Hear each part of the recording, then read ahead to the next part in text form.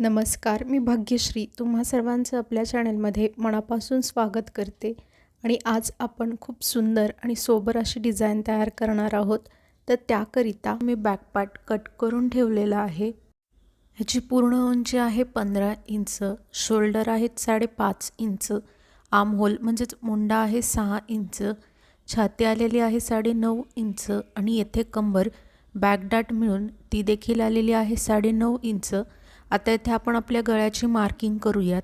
येथे माझे ready shoulder 2 inch हवेत, म्हणून मी अर्धा इंच मार्जिनचा घेऊन 2.5 इंचावरती एक मार्क करते. त्यानंतर जी गळ्याची उंची आहे ती मी येथे 11.5 घेते आणि जी खालची गळ्याची रुंदी आहे ती येथे मी 2.5 इंच घेऊन व्हिडिओमध्ये दाखविल्याप्रमाणे तुम्हाला एक बॉक्स तयार करून घ्यायचा आहे. त्यानंतर आता इथे आपल्याला आपल्या गळ्याची डिझाईन ड्रॉ करायची आहे. तर सगळ्यात अगोदर इथे तुम्हाला वरच्या बाजूने खालच्या साईडला 3 इंच घेऊन अशा पद्धतीने एक सरळ लाईन ड्रॉ करून घ्यायची आहे.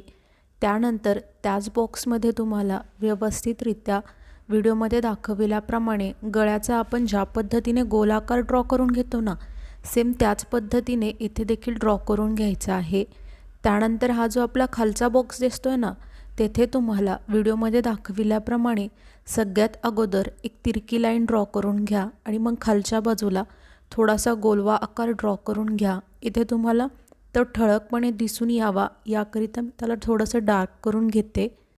इथे बघा, मी आपल्या बॉक्सच्या बाहेरच्या साईडला 1 इंच जास्तीचं घेऊन मग आपल्या गळ्याच्या डिझाईनचा आकार ड्रॉ करून घेतलेला आहे.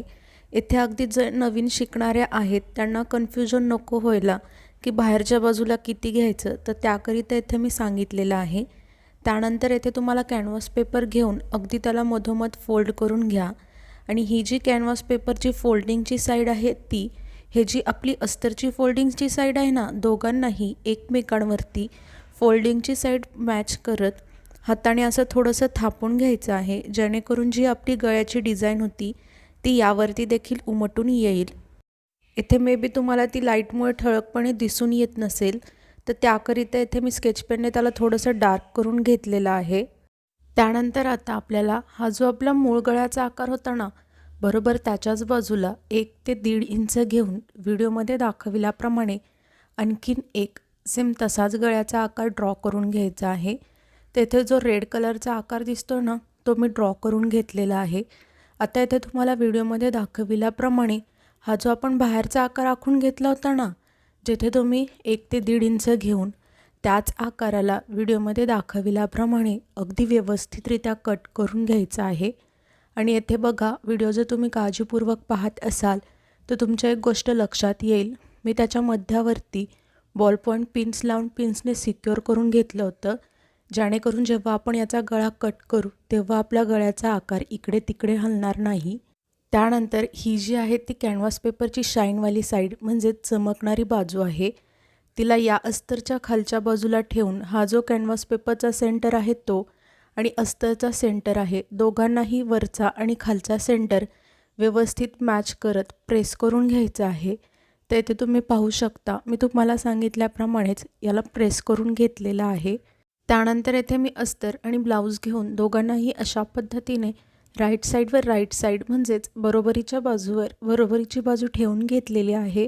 त्यानंतर आता इथे आपल्याला व्हिडिओमध्ये दाखविल्याप्रमाणे ही जी आपली सेंटर लाईन म्हणजेच मध्य लाईन होती ना, तिला व्यवस्थितरित्या अगदी शेवटपर्यंत सरळ स्टिच करून घ्यायचं आहे.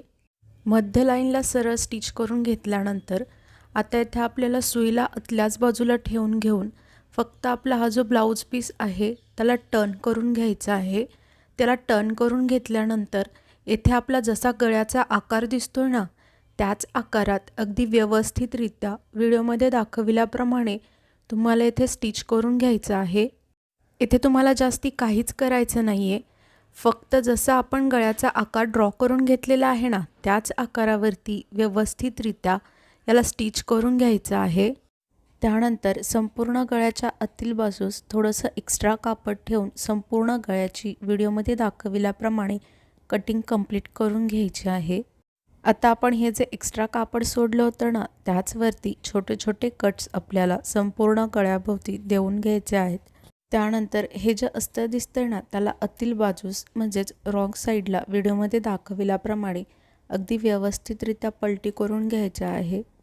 इथे मी तुम्हाला सांगितल्याप्रमाणेच अस्तरला आतील बाजूस म्हणजेच रॉंग साईडला पलटी करून घेतल्यानंतर आता इथे आपल्याला संपूर्ण गळ्याभोवती दाबटीप देऊन घ्यायचे आहे। म्हणजेच इथे जसा आपला गळ्याचा आकार दिसतोय त्याच आकारात पुन्हा एकदा आपल्याला संपूर्ण गळ्याला स्टिच करून घ्यायचा आहे। इथे तुम्हाला जास्ती काहीच करायचं नाहीये, जसा आपला गळ्याचा आकार दिसतोय त्याच आकाराला स्टिच करून घ्यायचा आहे। त्यानंतर आता हे जे अस्तर दिसतंय ना त्यावरती मी हा जो आहे तो फॅब्रिक ग्लू आहे आणि त्याला अस्तरच्या चारही बाजूने लावून घेऊन हे जे आपलं मेन फॅब्रिक दिसतंय ना त्याला यावरती मी स्टिक करून घेणार आहे। तुम्हाला जर हवं असेल तर नॉर्मली आपण ज्या पद्धतीने अस्तर आणि मेन फॅब्रिक एकमेकांना चारही बाजूने स्टिच करून घेतो ती देखील पद्धत तुम्ही येथे वापरू शकता। त्यानंतर हे जे एक्स्ट्रा कापड दिसतंय ना त्याला देखील तुम्हाला इथे कट करून घ्यायचं आहे। तुम्ही जर येथे अस्तर आणि मेन फॅब्रिक एकमेकांना स्टिच केलं असेल तेव्हा देखील जे जास्तीचं कापड उरतं त्याला देखील येथे तुम्हाला कट करून घ्यायचं आहे। त्यानंतर हे जे दोन्ही बॅक डाट आहेत त्याला तुम्हाला इथे स्टिच करून घ्यायचं आहे। इथे मी तुम्हाला हा एकच बॅक डाट स्टिच करून दाखवते। सेम याच पद्धतीने तुम्हाला दुसरा देखील बॅक डाट स्टिच करून रेडी करायचा आहे। त्यानंतर आता इथे मी कमरेच्या बाजूला अर्धा इंच मार्जिन घेऊन कमरपट्टीला कमरेच्या साईडला सरळ स्टिच करून घेते। इथे तुम्हाला जास्ती काहीच करायचं नाही आहे। आपण नॉर्मली ज्या पद्धतीने कमरेच्या बाजूला कमरपट्टीला सरळ स्टिच करून घेतो सेम त्याच पद्धतीने येथे देखील तुम्हाला कमरपट्टीला शेवटपर्यंत सरळ स्टिच करून घ्यायचं आहे। त्यानंतर इथे मी डिझाईन तयार करण्यासाठी 1.5 इंच रुंदीची आणि लांबीला तुम्हाला जितकी हवी आहे तितकी लांबच घ्या। तर ही जी त्याची एक बाजू आहे त्याला आतील बाजूस दुमडून नंतर त्यावरची समोरील बाजू त्यावरती ठेवून घेऊन पुन्हा त्याला अगदी मधोमध व्हिडिओमध्ये दाखविल्याप्रमाणे फोल्ड करून मग येथे स्टिच करून घ्यायचं आहे। मी तुम्हाला पुन्हा एकदा सांगते, या बाजूने त्याला फोल्ड करून त्याच्या समोरच्या बाजूला त्या बाजूवरती ठेवून घेऊन पुन्हा एकदा त्याला अगदी मधोमध फोल्ड करून घ्यायचं आहे आणि मग त्याच्या सेंटरवरती त्याला स्टिच करून घ्यायचं आहे। इथे मी तुम्हाला सांगितल्याप्रमाणेच या स्ट्रिपला फोल्ड करून घेऊन मग त्याच्या कडेला अगदी व्यवस्थितरित्या शेवटपर्यंत स्टिच करून घ्यायचं आहे। येथे शक्यतो थोडी लांबलचकच स्ट्रिप घ्या जेणेकरून आपल्याला एकदाच डिझाईनसाठी ती अखंड मिळेल। त्यानंतर इथे काय करायचं आपल्याला 2-2 इंच घ्यायचं आहे आणि 2-2 इंचावरती स्ट्रिप आपल्याला इथे कट करून घ्यायचं आहेत। इथे एक गोष्ट लक्षात ठेवा, 2च इंचच घेऊन आपल्याला इथे स्ट्रिप कट करून घ्यायच्या आहेत। इथे तुम्ही पूर्ण स्ट्रिपवरती 2-2 इंच मार्क करून मग एक स्ट्रिप कट करून घेऊ शकता किंवा व्हिडिओमध्ये दाखविल्याप्रमाणे देखील तुम्ही या स्ट्रिपची कटिंग कंप्लीट करून घेऊ शकता। त्यानंतर आपला बॅक पार्ट घ्यायचा आहे आणि ही जी आपण स्ट्रिप कट केली होती तिला घेऊन व्हिडिओमध्ये दाखविल्याप्रमाणे अगदी त्याला मधोमध फोल्ड करून घ्या आणि तशीच फोल्ड करून ही जी आपली डिझाईनची टोक दिसतं ना म्हणजेच कॉर्नर त्यावरती व्हिडिओमध्ये दाखविल्याप्रमाणे तुम्हाला ठेवून घ्यायचं आहे आणि तेथे एकदा स्टिच करून घ्यायचं आहे। त्यानंतर आता इथे आपल्याला काय करायचं आहे, आपण कॉर्नरला जी पहिलीवाली स्ट्रिप स्टिच केली होती ना बरोबर त्याच्याच बाजूला टेपला व्हिडिओमध्ये दाखविल्याप्रमाणे ठेवून घेऊन 1 इंचावरती मार्क करून घ्यायचं आहे।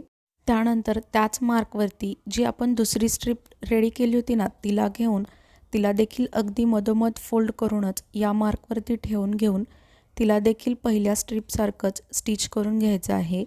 त्यानंतर इथे तुम्हाला सेम हीच प्रोसेस फॉलो करायची आहे। म्हणजे काय करायचं आहे, आता पुन्हा एकदा ह्या स्ट्रिपच्या साईडला आपल्याला 1 इंचावरती एक मार्क करून पुन्हा आपल्याला तिसरी स्ट्रिप घेऊन तिला अगदी मधोमध फोल्ड करून त्याच मार्कवरती ठेवून घेऊन स्टिच करून घ्यायचं आहे। आणि हीच तुम्हाला सगळी प्रोसेस जो आपला खालचा गोल आकार दिसत होता ना गळ्याचा त्यावरती फॉलो करत संपूर्ण या स्ट्रिप या गोल आकारावरती स्टिच करून घ्यायच्या आहेत 1-1 इंचावरती मार्क करून। इथे तुम्ही पाहू शकता या संपूर्ण स्ट्रिप खालील गोल आकारावरती स्टिच केल्यानंतर आपली डिझाईन अशी दिसेल। त्यानंतर इथे मी पिनमध्ये जी आपली गोल्डन कलरची नॉट असते ना तिला पास करून घेतलेला आहे, म्हणजेच आतल्या बाजूला टक करून घेतलेला आहे। आता आपल्याला इथे काय करायचं आहे, ह्या ज्या आपण स्ट्रीप स्टिच केल्या होत्या ना, अगदी त्याच्या मधोमध एक एक स्ट्रीपमध्ये या गोल्डन कलरच्या लेसला व्यवस्थितरित्या पास करून घ्यायचं आहे. आणि येथे तुम्ही पाहू शकता, मी तुम्हाला सांगितल्याप्रमाणेच जे आपले हे एक एक लूप्स होते ना, त्यामध्ये या गोल्डन कलरच्या नॉटला पास करून घेतलेला आहे. आणि आपल्या ब्लाऊजला आणखीन छान लुक यावा याकरिता जे रेडीमेड गोल्डन कलरचे बटन्स असतात ना, ते येथे मी वरच्या बाजूला एक लावून घेतलेलं आहे आणि खालच्या बाजूला अगदी मधोमध व्हिडिओमध्ये दाखविल्याप्रमाणे लावून घ्यायचं आहे. इथे खालच्या बाजूला तुम्ही बटनच्या ऐवजी पॅच देखील यूज करू शकता, तो देखील खूप सुंदर दिसतो. तुम्ही आणखीन चॅनेलला सबस्क्राईब नसेल केलं तर प्लीज चॅनेलला सबस्क्राईब करून सपोर्ट करा. व्हिडिओ अगदी शेवटपर्यंत पाहिलात यासाठी तुम्हा सर्वांचे मनापासून खूप खूप धन्यवाद.